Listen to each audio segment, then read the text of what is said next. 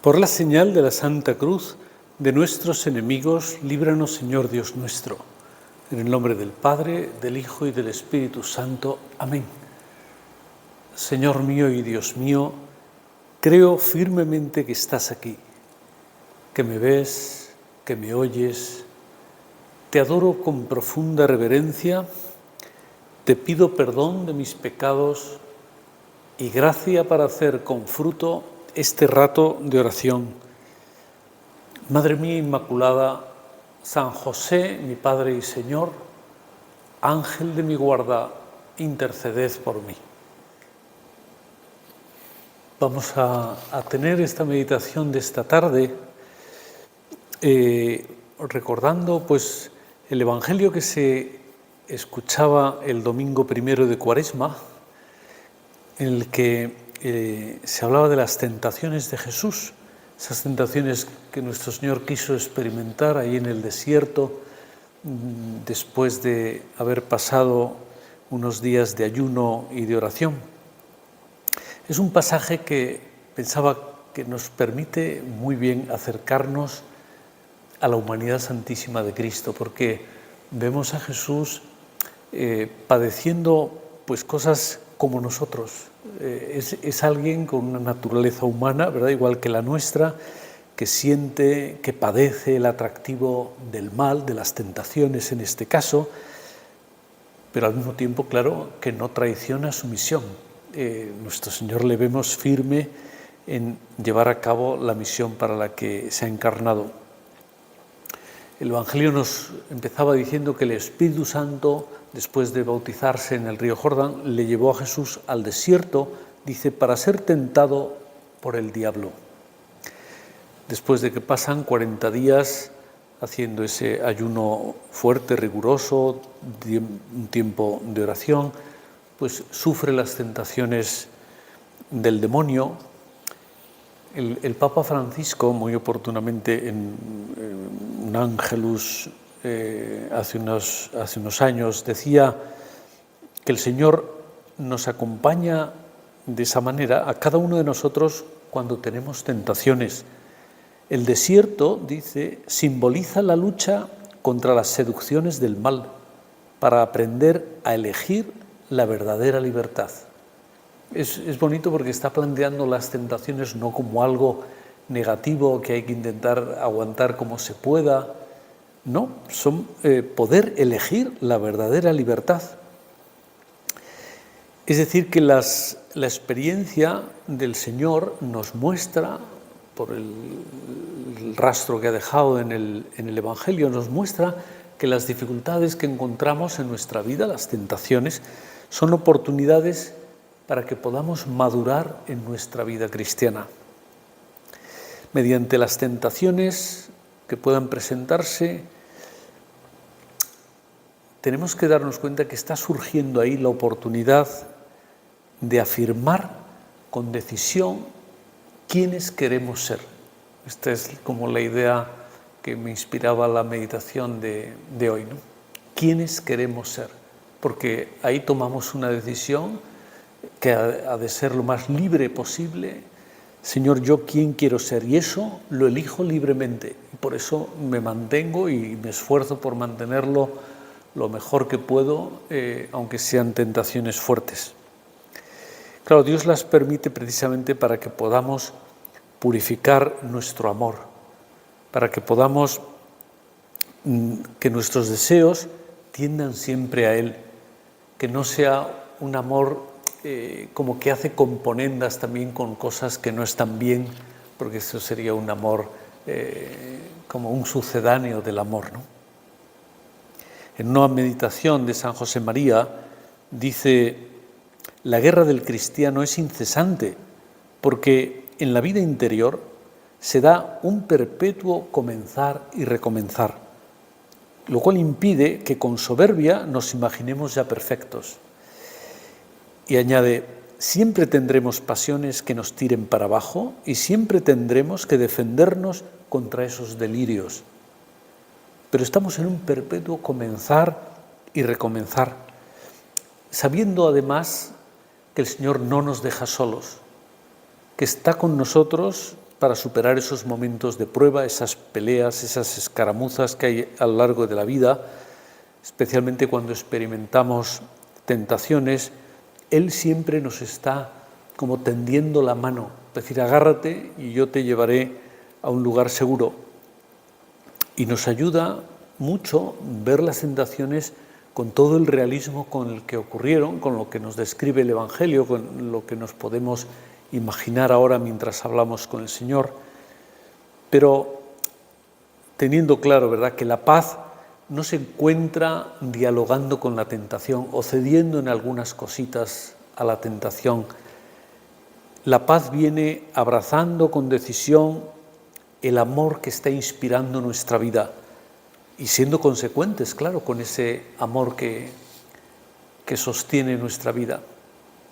Pues la primera de las tentaciones les había dado como un nombre a cada una de ellas. Esta la llamaba, es el momento de escuchar el hambre, me refiero al hambre verdadera que hay en el corazón, los deseos más profundos que cada uno tenemos sinceramente en el corazón, ¿no? Claro, Jesús, como verdadero hombre, después de esos 40 días de ayuno, pues tiene hambre, necesita comer, pero no ya porque, bueno, todos los días necesitamos comer, como una cosa a la que uno se ha habituado, sino que es ya también una cuestión de supervivencia, el que el Señor coma y no lo retrase ya mucho más, coma y beba seguramente también, para poder sobrevivir, porque estará al límite ya de las fuerzas después de tantos días, ¿no? En esos momentos, como describe a veces la gente que ha sobrevivido a una etapa por alguna circunstancia de pasar mucha hambre, que te vienen a la cabeza recuerdos, como le vendrían al Señor quizá, pues algunos platos de esos sabrosos que quizá le preparaba la Santísima Virgen cuando era niño, que le gustaba, que ya solo con olerlos, a lo mejor desde el taller con San José ya venía con muchas ganas al almuerzo de ese día.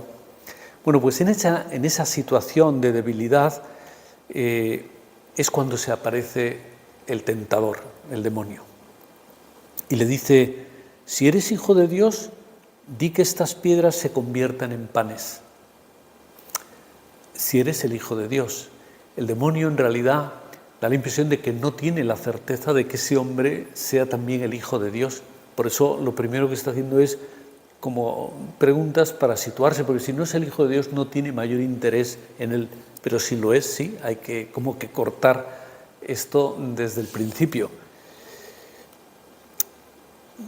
Ya Adán y Eva, voy a procurar en todas las tentaciones hacer como un paralelismo en lo que ocurre con nuestro Señor, lo que ocurrió con Adán y Eva en el paraíso, lo que ocurrió con el pueblo israelita cuando van caminando por el desierto después de haber escapado de la esclavitud de Egipto. Pues Adán y Eva habían sucumbido ante otra insinuación también del demonio, dejándose seducir por la belleza que tenía aquel fruto de un árbol que Dios les había prohibido. Seguramente que ni se habrían fijado, pues también eran bien buenos los frutos de otros árboles, pero el demonio les insinúa que ¿por qué os habrá quitado, ha prohibido ese árbol en concreto? Como para decir, plantearos, dudar de eso que os ha dicho.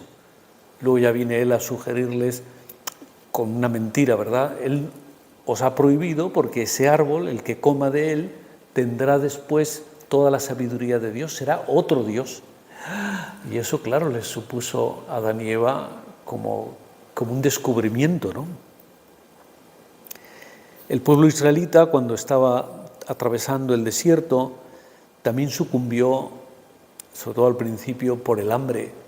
Claro, porque a medida que se fueron terminando los alimentos, lo que ellos pudieron sacar de Egipto, y se irían pasando de unas familias a otras hasta que ya no quedaba nada, entonces el hambre les hizo dudar de si lo que estaban haciendo era lo correcto, o más bien pensar, como vendría a la cabeza con nostalgia, ¿verdad?, aquellas comidas cuando eran esclavos en Egipto.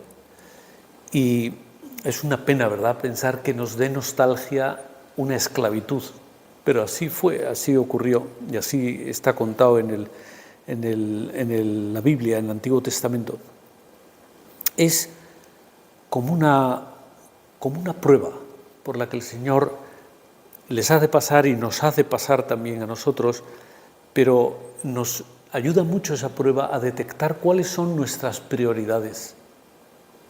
Porque, bueno, si nuestras prioridades están siempre claras, no hay problema con las tentaciones. Sin embargo, en nuestro corazón pues puede haber dudas, puede haber sombras. Lo que cuenta de verdad para nosotros, ¿qué es? Cuando uno se plantea qué me brota a mí del corazón ante esta situación. Esto, que tomo aquí una idea que es del anterior Papa, de Benedicto XVI, en que él decía, es de una audiencia: superar la tentación de someter a Dios a nuestros propios intereses, por un lado, o de darle el primer lugar, ese dilema, es un camino que cada cristiano debe recorrer siempre de nuevo.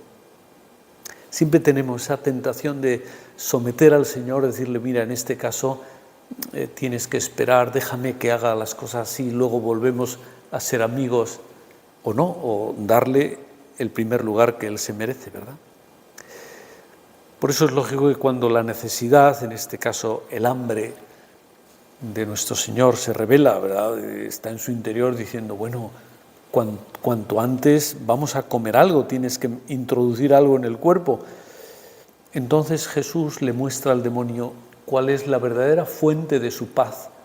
La paz que él tiene no proviene de esos panes que él le pide, que esas rocas que convierta en pan, sino, le dice, no solo de pan vive el hombre, sino de toda palabra que sale de la boca de Dios. Lo que me hace feliz, le viene a decir, es lo que me ha dicho mi Padre Dios que haga, no el estar comiendo. Por eso Cristo, sin negar que tiene hambre, que tiene ganas de comer, pero no quiere satisfacer ese hambre con cualquier alimento, y menos cuando es el demonio el que te lo está ofreciendo. Solo quiere aquel alimento que le sacia verdaderamente, que es ser fiel a la voluntad de Dios. Esto hace que el Señor nos esté revelando, cuando aparezca la tentación, el primer paso es reconocer que es una tentación.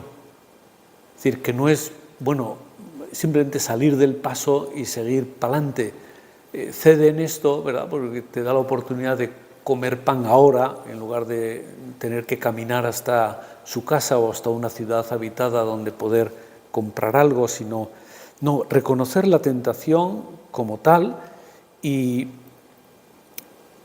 no actuar como que no pasa nada, actuar en consecuencia. Estoy ante una tentación, ¿me estoy dejando engañar o no? Por eso decía al principio de la tentación, Dios nos invita a escuchar la verdadera hambre del corazón.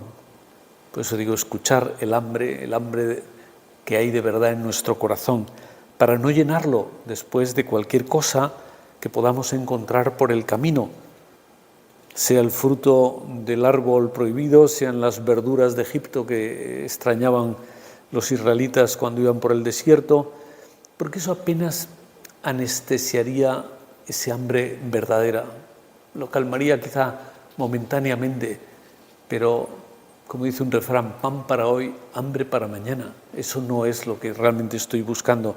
Por eso el Señor nos propone llenar el corazón con el amor de Dios y con el amor a los demás. Eso sí que llena de verdad el corazón de una persona.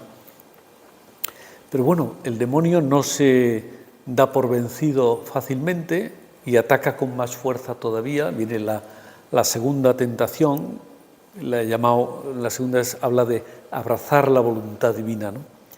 Dice el Evangelio que el demonio llevó a Jesús a lo más alto del templo y le dice, si eres el Hijo de Dios, otra vez, demuéstrame si eres o no el Hijo de Dios. Tírate abajo, porque está escrito, que sus ángeles te sostendrán en sus manos. ¿Qué pasó con Adán y Eva en el paraíso? Pues que sospecharon de Dios, sospecharon de que aquella prohibición no encerraba una cosa buena, que era que ellos mismos demostraran el amor que tenían a Dios, privándose o obedeciéndole en una cosa concreta, bien pequeña, pero bien concreta, que les había pedido, y no quieren quedarse sin probar la fruta de ese árbol para decir, a ver por qué, ese sospechar de Dios, ¿no? Nada menos. También durante la travesía en el desierto los israelitas desconfiaron del Señor. Y le dicen a Moisés, a veces ya fruto como de alguien que está muy molesto, muy enfadado, ¿no? ¿No estábamos mejor como esclavos que con esta libertad pero llena de sufrimientos? Claro, cuando un hombre llega a reclamar la esclavitud con tal de no sufrir, está muy mal, ya algo le está fallando en su capacidad de analizar la realidad. Bueno, en cada tentación se atisba, se ve como esa posibilidad de que a lo mejor Dios no es tan todopoderoso. A lo mejor hay cosas que se le puede llevar la contraria. A lo mejor podemos negociar algunas cosas. Claro, cuando las cosas van bien es muy fácil reconocer a Dios, qué duda cabe, ¿verdad? Uno está ahí disfrutando del paraíso, como estaban Adán y Eva, sin problemas, o cuando vieron las manifestaciones extraordinarias con que Moisés sacó al pueblo israelita de Egipto, ¿no? Nada menos que abriéndoles el mar entre dos paredes de agua y cruzando por el medio tranquilamente, mientras luego quedaba ahí mismo ahogándose todo el ejército del faraón. Claro, ante esas cosas, pues oye, todo el mundo feliz y contento con el poder de Dios. Pero cuando vienen los conflictos, cuando llegan los problemas, es como si todos esos signos se desvanecieran y deseamos, Señor, manifiéstate, si es preciso de un modo extraordinario, pero resuelve esto ahora mismo. Y no le dejamos al Señor hacer las cosas como Él quiere. Por eso decía lo de abrazar su voluntad, lo que Él quiera. Recordaréis que antes de morir en la cruz, Jesús tiene a sus lados a dos ladrones que crucificaron con Él. Hay uno de ellos que le dice, ¿no eres tú el Cristo? Sálvate a ti mismo y a nosotros. Parece casi la misma insinuación del demonio.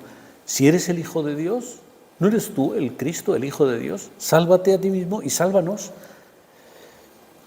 Bueno, parece lógico por lo menos lo que dice. Otra cosa es, en fin, que está lleno de egoísmo ese planteamiento, ¿no? Y en cambio el otro ladrón, su actitud le dice, nosotros recibimos lo merecido por lo que hemos hecho. Reconoce, es decir, lo que nos ha traído aquí es que somos ladrones. No sé qué más cosas habrían hecho, ¿verdad? Él acepta la condición en la que está y lo que hace es una petición al Señor.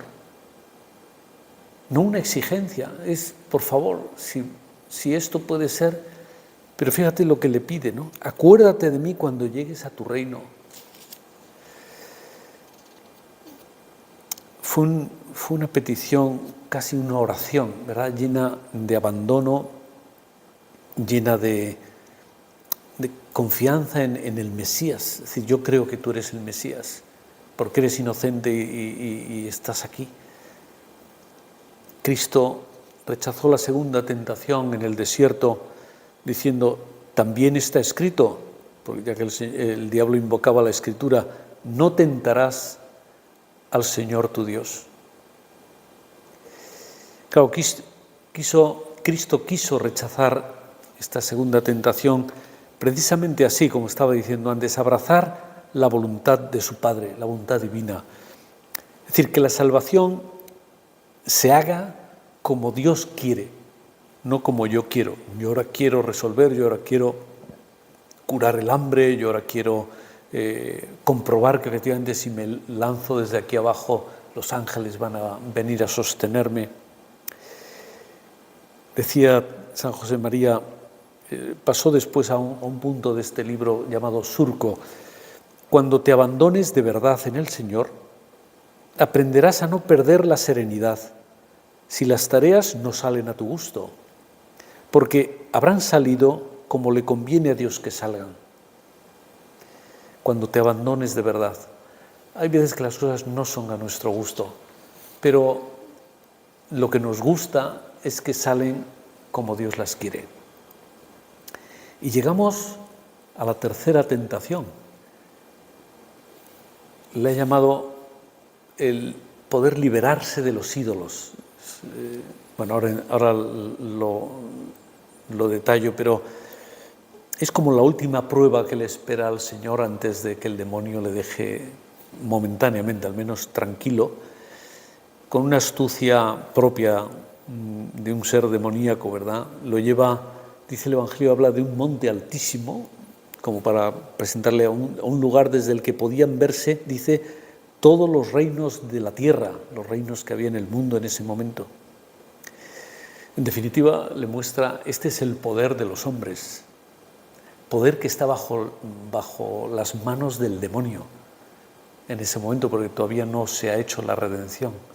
Y le dice el demonio, todo esto te daré si te postras y me adoras.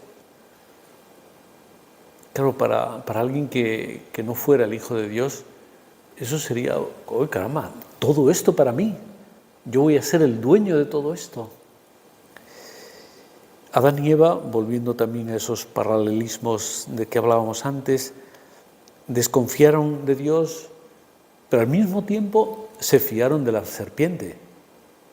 En realidad, mucho más difícil, pero la insinuación fue tan tentadora que se fiaron de la serpiente. Los israelitas, casi peor aún, ¿verdad? Porque en el desierto, después de ya llevar tiempo y de haber visto tantos milagros y de que el Señor les dio a comer el maná y en una ocasión les dio codornices para que pudieran también comer carne y les dio agua, cuando el Señor llama a Moisés que suba al monte Sinaí, donde le entregará las tablas de la ley, pero eso no fue un subir y bajar, sino que estuvo allí 40 días.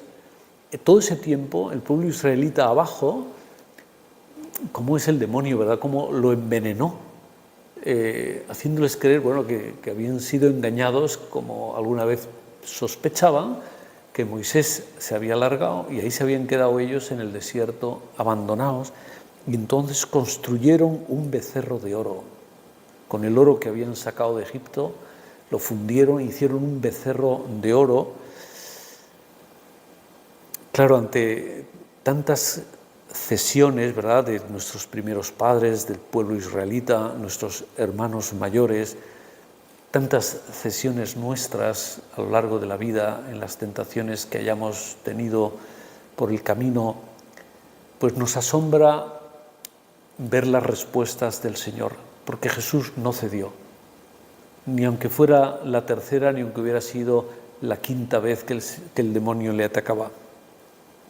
Claro, cuando el hombre desconfía de Dios, acaba apoyándose en sí mismo, confiando en sí mismo, aunque sea siempre, lógicamente, una gloria bien efímera, bien poco duradera, que además con mucha facilidad se desvanece y desaparece todo aquello de lo que nos estábamos envaneciendo, ¿no? Jesús, Dios, mejor dicho, el Señor nos ha creado para que tengamos como el deseo de estar con Él. Esto es un anhelo que hay en el corazón de la criatura humana, de poder llegar a su Creador, a veces inconscientemente, a veces más conscientemente.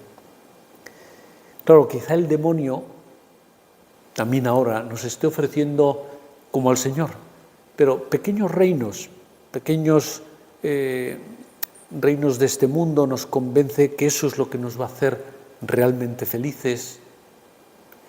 Y la tentación es fuerte porque los anhelos de felicidad son tan grandes que si no lo estamos siendo, si nos sentimos tristes o un poco desalentados, como venidos abajo, pues la tentación de que algo que nos lo están prometiendo, nos lo están vendiendo como una fuente de felicidad, pues no nos damos cuenta de que estaríamos como divinizando realidades que no son Dios. En realidad son cadenas que nos esclavizan. Nos estamos dejando encadenar. Sobre todo el pueblo israelita que salía de Egipto lo podía ver con más claridad. Pero no, ni nosotros lo vemos muchas veces con claridad. Estamos hechos para ser felices, no hay que perder esta idea de vista. Y para eso tenemos que aprender a liberarnos de los ídolos, por eso llamaba así a esta tentación, ¿verdad? Liberarnos, porque son como espejismos que aparecen en el camino. Y dice, mira, aquí hay una fuente, aquí me quedo. No es ninguna fuente, es un espejismo. Eso, cuando llegues ahí verás que sigue habiendo desierto y sigue habiendo sol. También lo explicaba muy bien Benedicto XVI en esa audiencia que citaba antes. Dice, todos necesitamos recorrer un camino de purificación del deseo que existe en el corazón del hombre. Hay un camino de purificación, de liberación del corazón.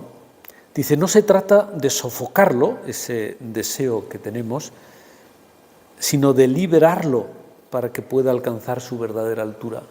Qué distinto es, ¿verdad? El decir que no al demonio no es como sofocar las tentaciones a base de yo soy más fuerte o tengo una fuerza de voluntad que me opongo a esto. Eso puede funcionar alguna vez, pero no va a funcionar siempre. Lo que queremos es liberar al corazón de esas ataduras, de esas cadenas. Jesús nos dice el Evangelio que no se deja engañar, ¿verdad?, ante estas tentaciones. Y en este caso le contesta, aléjate, Satanás, porque está escrito, al Señor tu Dios adorarás y a Él solo servirás. Aléjate, ya como diciendo, se acabó, ya te he dado 3 oportunidades y hasta aquí has llegado, ¿no? Es curioso porque a veces podemos tener la sensación de que las tentaciones del demonio son insuperables. Es decir, eso nos supera por todas partes.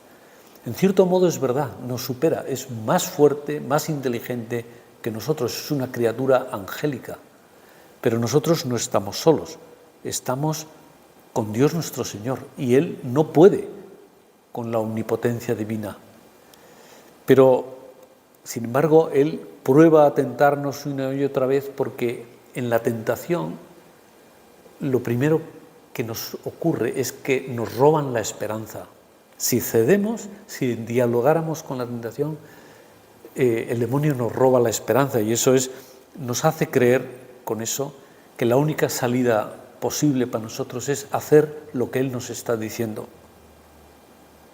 Sin embargo, la manera en que Jesús vemos cómo vive esas tentaciones nos muestra todo lo contrario, que la victoria es posible. Al fin y al cabo, esto lo copio también del Papa Francisco, el diablo, me hace gracia, el diablo es un derrotado, pero se mueve como un vencedor. Alguien al que le han dado una paliza, pero camina ahí como si fuera el vaquero listo de la película, ¿no? Es un derrotado. Su luz es brillante como los fuegos artificiales, pero no dura, se apaga, mientras que la del Señor es mansa, pero permanente. Qué gran diferencia hay en todo esto. Pues terminamos la meditación, nos encomendamos a nuestra Madre, la Virgen Santísima. Ella nos ayudará siempre en los desiertos que hay en nuestra vida, ¿verdad? Esos momentos de crisis, de tentaciones, de contrariedades. Madre nuestra, ayúdanos para que sepamos recorrerlos siempre de tu mano. Te doy gracias, Dios mío, por los buenos propósitos, afectos e inspiraciones que me has comunicado en esta meditación. Te pido ayuda para ponerlos por obra. Madre mía Inmaculada, San José, mi Padre y Señor, Ángel de mi guarda, interceded por mí.